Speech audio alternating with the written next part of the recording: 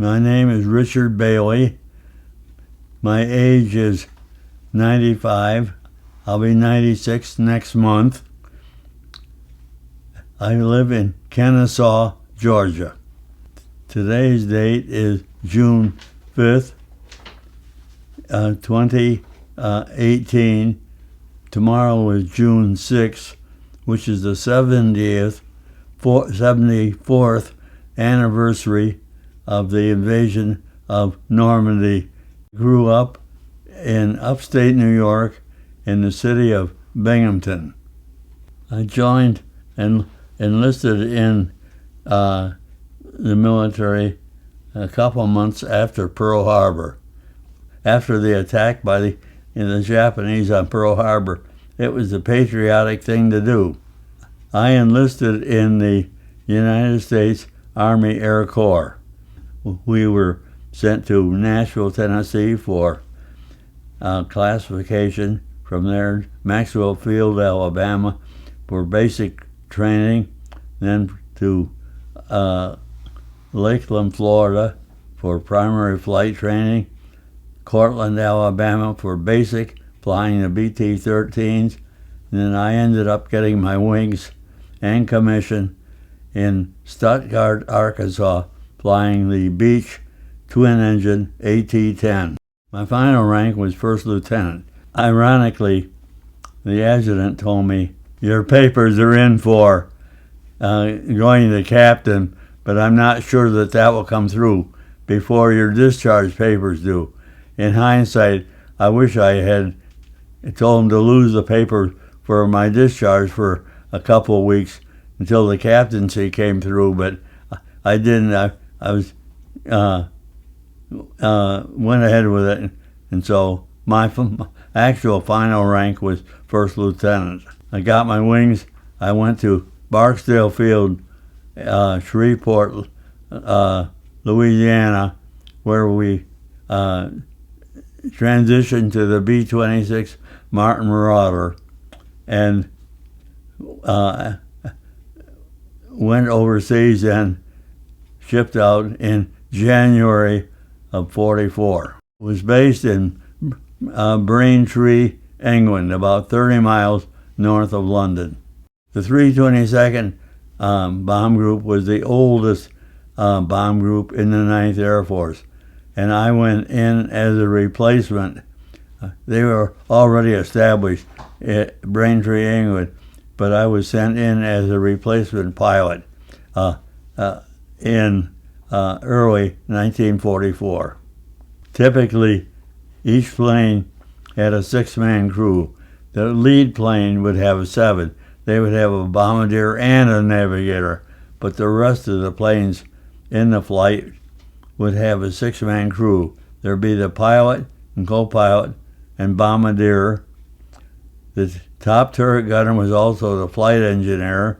The waist gunner was the radio operator, and the tail gunner was the armor gunner. I ended up flying 65 combat missions. 65 was the quota. When I first got there, it was around 40, and they kept raising it, and I kept chasing it until I finally ended up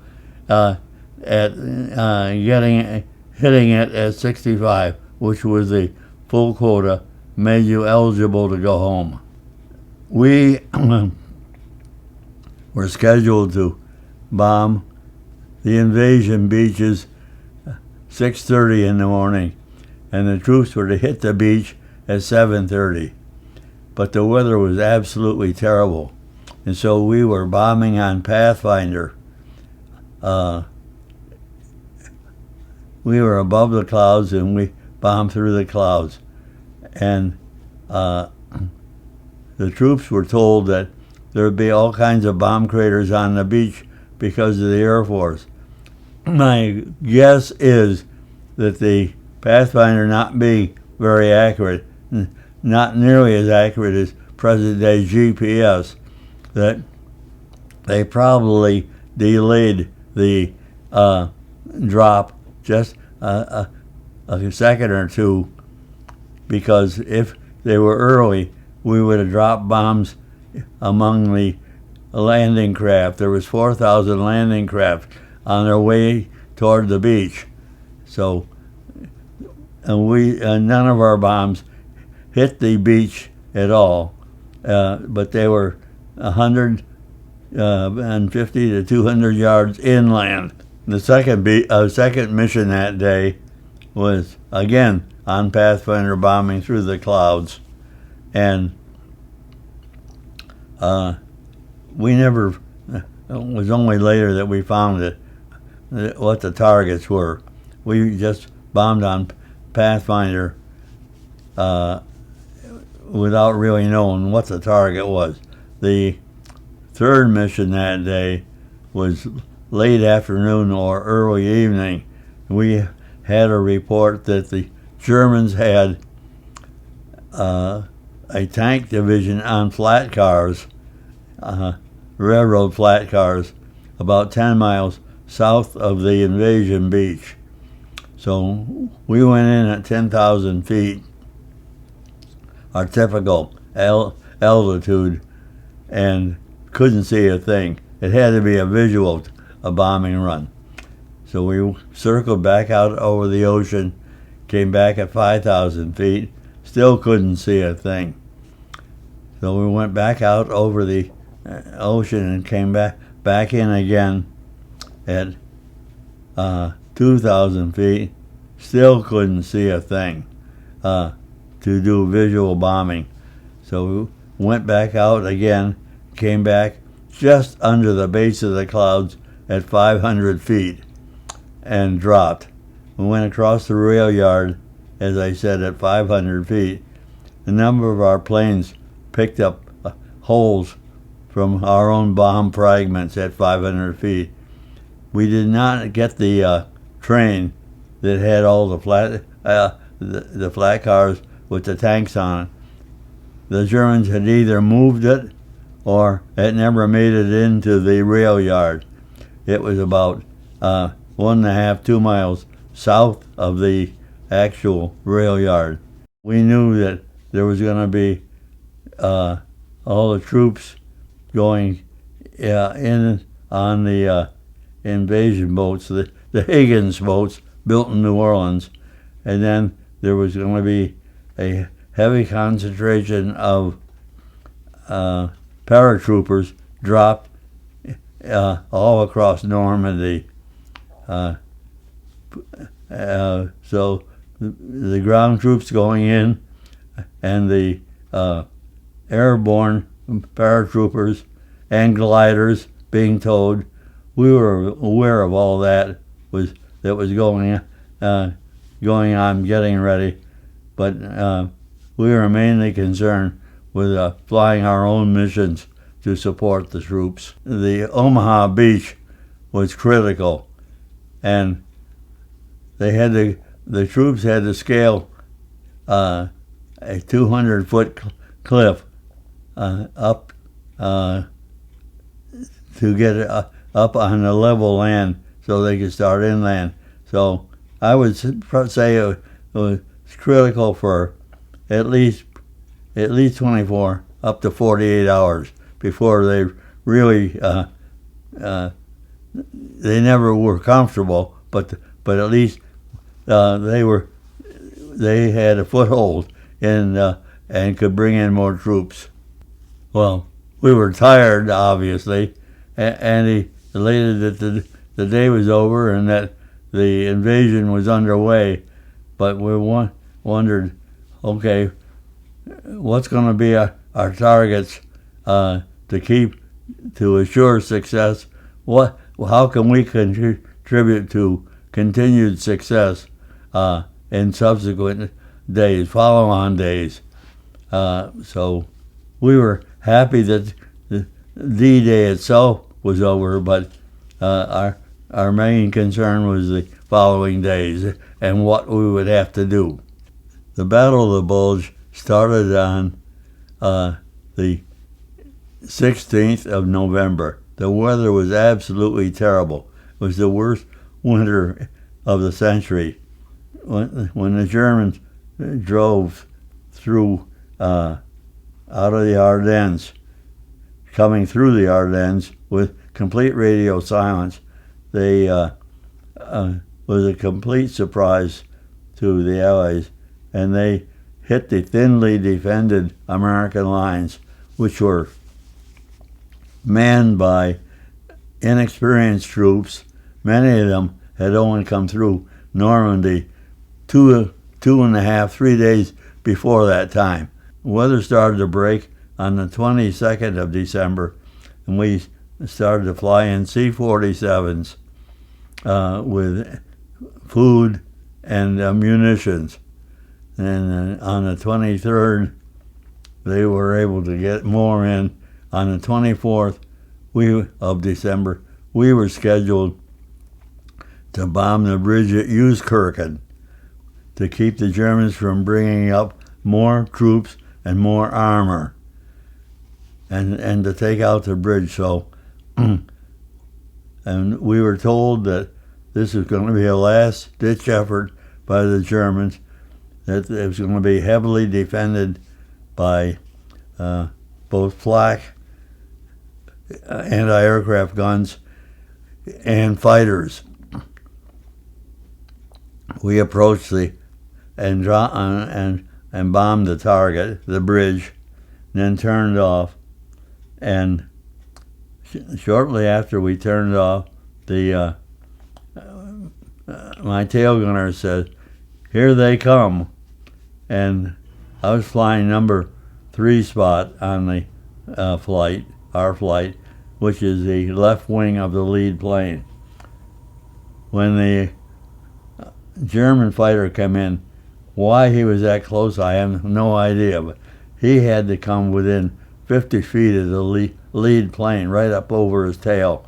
My top turret gunner opened up, and I could see his bullets puncturing the fuselage of the ME-109 when it walked up along, hit the engine, which coughed orange flame and black smoke. And then he came back across the cockpit with his 50 calibers. And the plane kind of shuddered there and then dropped away. The tail gunner said, "He just exploded below and behind us." And then the tail gunner opened up, and he got hits on a German plane. And later he was given credit for probably destroyed. So the top turret gunner got credit for destroying an ME-109. The tail gunner got a probable. And then shortly after that, for some unexplained reason, an ME-109 pulled up between me and the lead plane. We were flying tight formation, so he pulled up, and he couldn't have been more than 30 feet, 25, 30 feet away from us. And why he pulled up to fly formation with it, I have no idea. Nobody could explain it. Intelligence leader could not explain why that happened. But anyway, it seemed like forever he was there, probably 15 seconds at the most. And then he was gone. And then shortly after that, there was a ME-109 that was crossing out in front of us from left to right. He was probably 250 yards out. And my thinking was, if he turns into us, our frontal defense is not all that great. So I slid out about a wing length from the lead plane and hit the triggers on the control column and fired my 4 50 caliber machine guns, 2 on either side of the fuselage. Just my thought at the time was, get some tracer out there to let the guy know that we see him. But so it was probably about maybe a 2-second burst at 800 rounds a minute from the 50 caliber guns. That put about 100 bullets in the air at one time. And all of a sudden there was a puff of black smoke from him, and then he went down about 45 degrees, trailing black smoke, and disappeared into the undercast. Whether he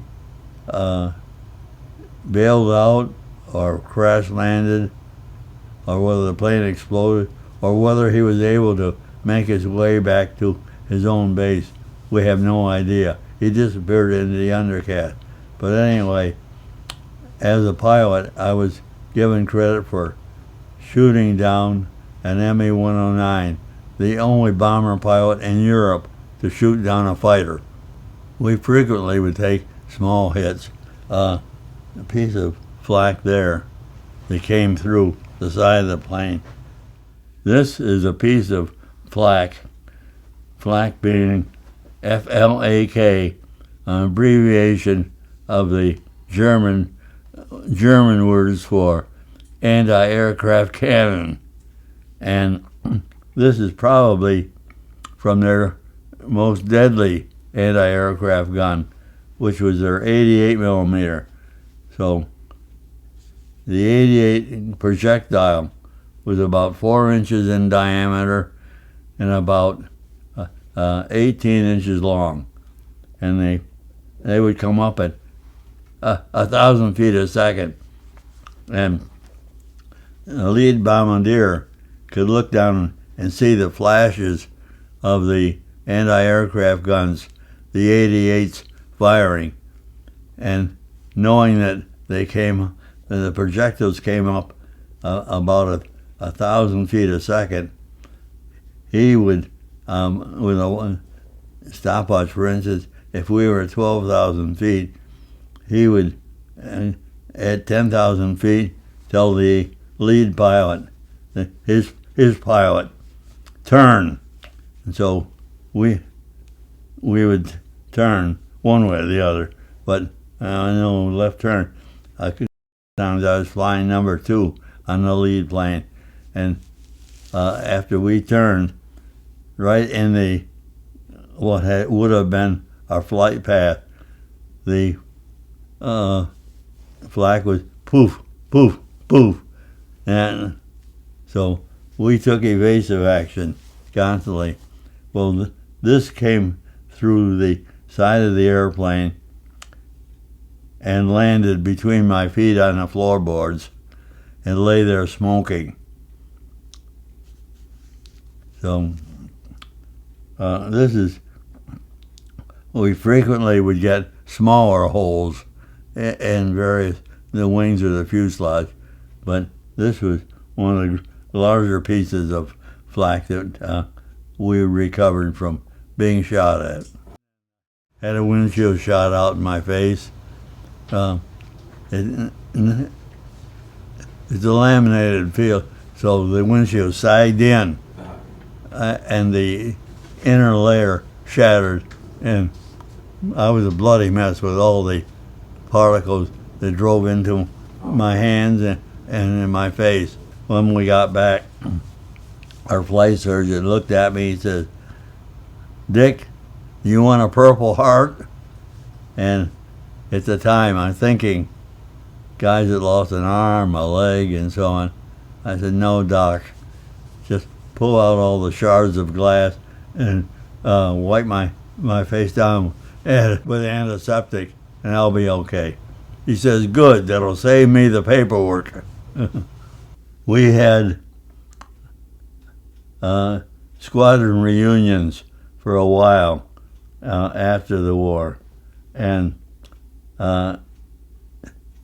we renewed acquaintances with them, but the we haven't had them in over 10 years now, and every time I would hear another 2 or 3 had died.